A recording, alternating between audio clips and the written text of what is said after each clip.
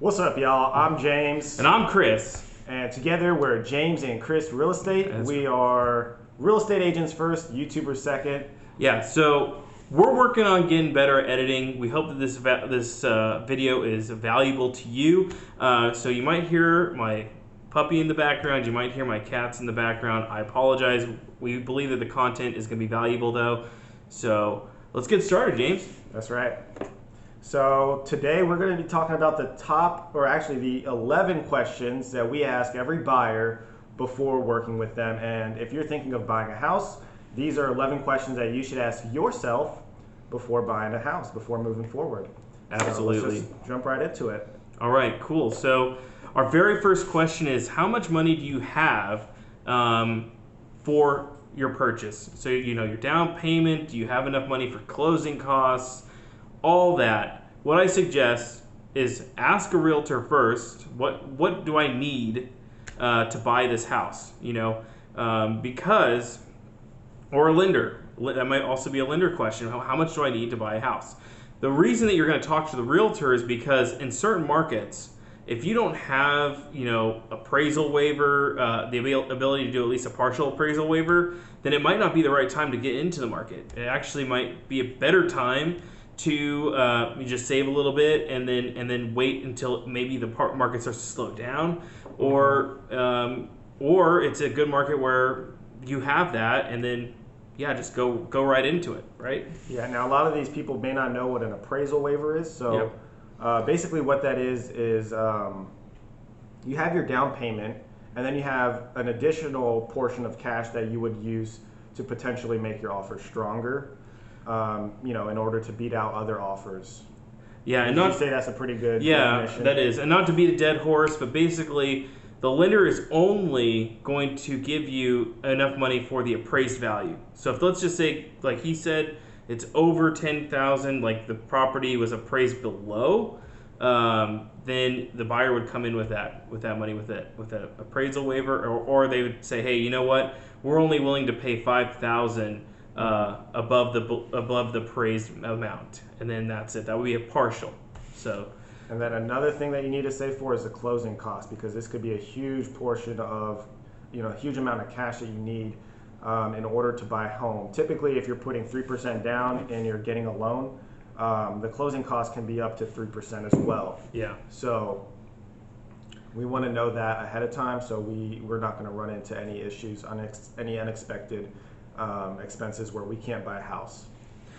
That's right. And next question is going to be, how much are you pre-qualified for? It's great when you do go into a real estate consultation with an agent that you know what you're pre-qualified for, so that they can have homes ready and available to show you at that consultation, so that you can see, hey, is my expectation realistic, or do I need to wait to get that perfect home, if that's what you're looking to do. And if you're an investor, at least you can kind of see where you are at, as far as houses and stuff. So, right, we don't want to be wasting time, looking at houses that we can't buy. Yeah, essentially, you definitely don't want to waste time. So, question number 3: are you working with any other agents? So what we suggest is, when you go and meet with an agent or a buyer agent, you meet with a few of them, see who knows that area the best and who can really help you find your next home. So that's basically what that question's about. Hey, I should talk to several agents to see who best fits me and who's going to best work with me. And I want to add a pro tip. The more loyalty you give to one agent, the more loyalty that agent will give to you. So find a really good agent that you know, like, and trust, and stick with that person. Exactly. All right, so it's good to know what areas you're looking in and to let that agent know ahead of time, because then they can kind of give you an idea of the lay of the land.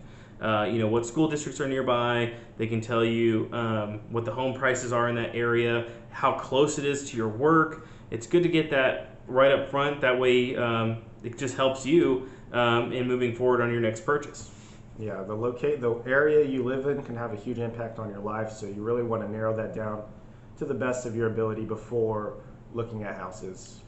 So another question to ask yourself, and this is number 5, is what do you like? Do you like open concept? Do you like 2-story homes? Do you want to have 3 bedrooms? Do you want to have 4 bedrooms? What makes sense for your lifestyle? Do you want an elevator in your house? Exactly. I know I do. Right? We all want that, I think. All right, so how soon would you like to move into a house? This is a good question to have for yourself because, if you're on a lease, if you have a lease, when is your first monthly payment going to be? And generally it's going to be, 2 months after you close, but definitely check with the lender first before taking my advice. They'll be able to tell you when your first monthly payment would be. But, so that gives you some time. Hey, we can start looking now or we can start looking in 60 days. Just, know when you're going to be out of your lease. Mm-hmm. All right. So the next one is, do you need to sell an existing house? So I have clients that are selling their home in a different state and then moving here. A good question or a good thing to know is, hey, am I going to need to sell this house first before I purchase my next house? So it would be contingent on the sale of your house. But so you might need cash for your down payment and stuff for that. Yeah. If you're selling an existing house first, that's usually the better route to go to close on it before actually looking and writing offers on your next house. But it doesn't always work out. If you can manage it, that's the way to go. Exactly. So what price point are you considering? And this is a better question is, what do I want my monthly payment to be? Right? So and down payment. And down payment. So what I always, sometimes you can qualify for a little bit more if you know what your monthly payment's going to be and you're comfortable with that, right? That's right. All right. So are there any other people that need to see the house before you make a decision to buy it? There's nothing worse than going and seeing a realtor and then having to talk with your significant other after, right? So you don't want to be the only one making decisions if you have a partner involved. We all know that,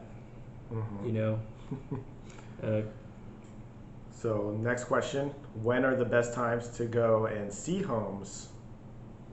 Right, so you want to know basically, what is your availability, And then let that realtor know so that they can put you in their schedule ahead of time. And, let's say Monday, Tuesdays are the days that you are ready to go.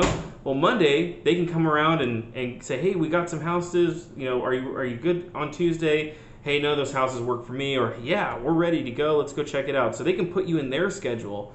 It's a good thing to have, for sure. Yeah, and on a side note, buying a house can be a very good investment or a bad investment. And if you're working 80 hours a week and you don't have time to properly look for a house, you may be doing yourself a disservice. You probably need to set aside a good amount of time to actually go through with the whole home buying process, including looking at houses. And also, there's going to be a lot of questions that you have for your realtor that maybe you don't know about, right? If you're looking for a property that's in a more rural area, it might have a well, it might have septic. So it's good to know these things ahead of time, right? So, be prepared for the area you're looking in. Ask the realtor a lot of questions. Hey, is it city? Is it, sorry. That's the cat. That's my cat. Yeah. Is it city? Is it rural? Does it have septic, like I said, or is it on a well? All these questions are great, and it helps you in making a decision. All right. Is that it? That's it. 11 questions. So it's 11 questions right there. Hope this video helped. If it did, give it a thumbs up, hit the subscribe button, and comment below what other videos you want us to post about. That's right. And we are going to get better at editing this. Soon it's going to look great. So hopefully this content is something that serves you well. All right, subscribe. Bye.